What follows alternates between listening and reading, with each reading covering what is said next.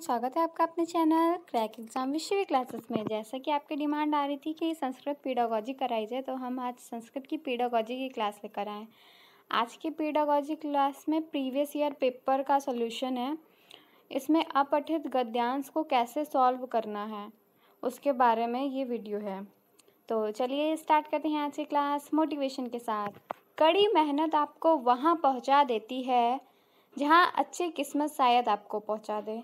कड़ी मेहनत आपको वहाँ पहुँचा देती है जहाँ अच्छी किस्मत शायद आपको पहुँचा दे। तो मेहनत हमें हमेशा कड़ी करनी चाहिए, क्या पता हमारी किस्मत बदल जाए। अधोलिखितं गद्यांश पठित्वा तदाधारित प्रश्नानां विकल्प उत्तरोत्तरेषु उचिततमम् उत्तरं चित्वा लिखत। अधोलिखित गद्यांश मतलब नीचे दिए गए गद्य को पढ़कर उस पर आधारित प्रश्नों में विकल्प में उचित उत्तर का चयन करें। अपठित गद्यांश देख लेते हैं। वृद्ध पिता स्वपुत्रान् कृषिकर्मणा संचालनाय भूयो भूयो प्रेरति।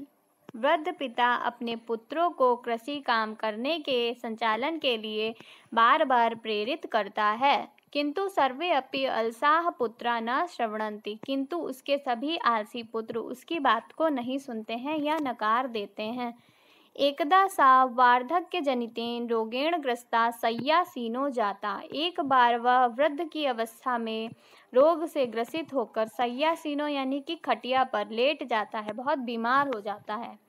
स कलहायमानेषु पुत्रेषु संगबद्धतायाः महत्वं बोधनाय उपायं चिन्तयत्।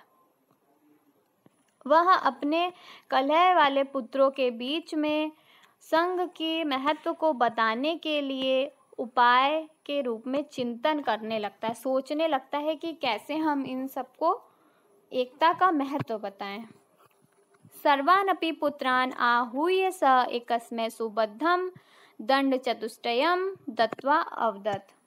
वह अपने सभी पुत्रों को आहूय मतलब बुलाकर एक साथ चार दंडे का एक गट्ठर सुबद्ध जो कि अच्छी तरह से बंधा हुआ तो उसको देता है, और देते हुए क्या बोलता है, त्वमेन भंजे तुम इसे तोड़ो। सा कथमपि भंगतुम ना शक्नोत।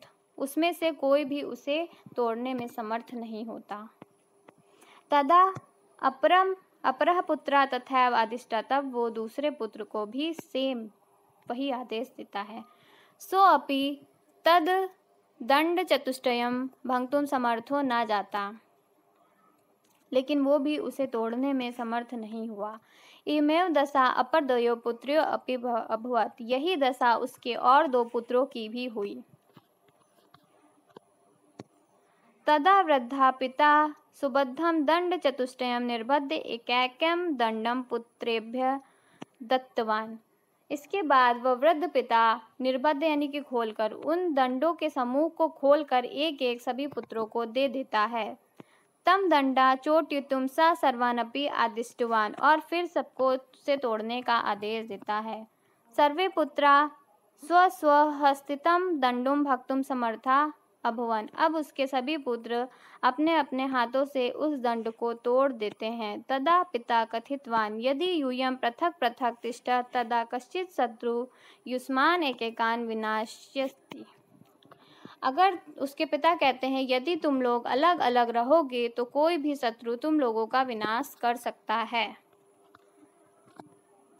यदि यूयं सर्वे मिलित्वा सुबद्धा तिष्ठत तदा कोऽपि बाह्य जना युष्मान विनाशितुं समर्था न भविष्यति। यदि तुम लोग मिलकर एक साथ बद्ध होकर रहोगे तो कोई भी बाहरी पुरुष तुम लोगों का विनाश नहीं कर पाएगा।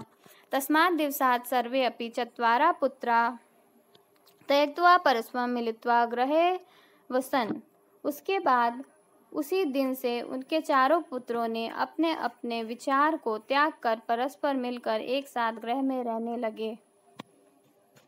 पितृ च सेवा स्वस्थम अकुर्वन्। और उन्होंने अपनी सेवा से अपने पिता को स्वस्थ कर लिया। ये था अपठित गद्यांश। इसका अर्थ आप सब समझ चुके हैं, तो चलिए अब इसके प्रश्न उत्तर लगाते हैं। अधोलिखितेषु पदेषु कत्वा प्रत्यांत पदम चिनोत। नीचे लिखे गए प्रश्न में कत्वा प्रत्यय ढूंढना है, और जो भी गद्यांश में आया है उसमें से ही ढूंढना है। तो कत्वा में त्वा शेष बचता है, तो कत्वा और दत्वा, तो हमारा राइट आंसर दत्वा हो जाएगा। पुत्रेभ्यः इति पदे अनुच्छेदानुसारणेन क विभक्ति। पुत्रेभ्यः में अनुच्छेद के अनुसार कौन सी विभक्ति है? तो पुत्रेभ्यः में अगर हम विभक्ति देखेंगे तो पुत्रेभ्यः में चतुर्थी विभक्ति हो जाएगी, द्वितीया तृतीया प्रथमा नहीं होगी, बहुवचन की चतुर्थी विभक्ति होती है।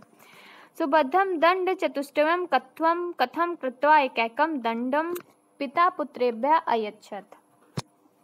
जो सुबद्ध अच्छी तरीके से बंधे हुए 4 दंडे थे उन्हें क्या कहकर पिता ने अलग अलग करके पुत्रों को दिया? तो क्या करके दिया था? तो तोड़ कर दिया था। तोड़ने का क्या बताया था? निर्बंध, मतलब अलग अलग करके दिया था। तो निर्बंध आपका राइट आंसर हो जाएगा। यूयम इति पदम कस्मिन् पुरुषे अस्ति। यूयम पद में कौन सा पुरुष है? सा, तौ, ते, त्वम, युवाम, यूयम। यूयम पूछ रहा है तो यूयम मध्यम पुरुष का बहुवचन हो जाएगा। वचन तो पूछा नहीं है, तो आंसर हमारा हो जाएगा मध्यम पुरुष। मध्यम पुरुष राइट आंसर हो जाएगा।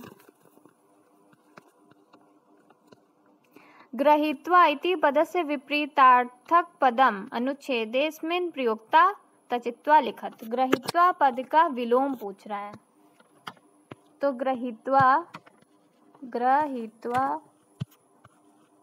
का विलोम हो जाएगा त्यक्त्वा, मतलब ग्रह में रहकर, और त्यक्त्वा मतलब त्याग कर। सपुत्रान भूयो भूयो का प्रेरयति। पहली लाइन में इसका आंसर था अपने पुत्रों को कौन प्रेरित कर रहा था? वृद्धा पिता राइट आंसर हो जाएगा। आवाहनम कृत्वा इत्यर्थे का शब्द अनुच्छेदेस्मिन् प्रयुक्ता।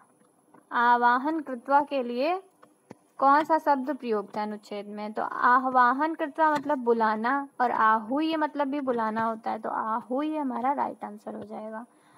अधोलिखितेषु पदेषु तुमुन प्रत्यांत पदम चिनुत।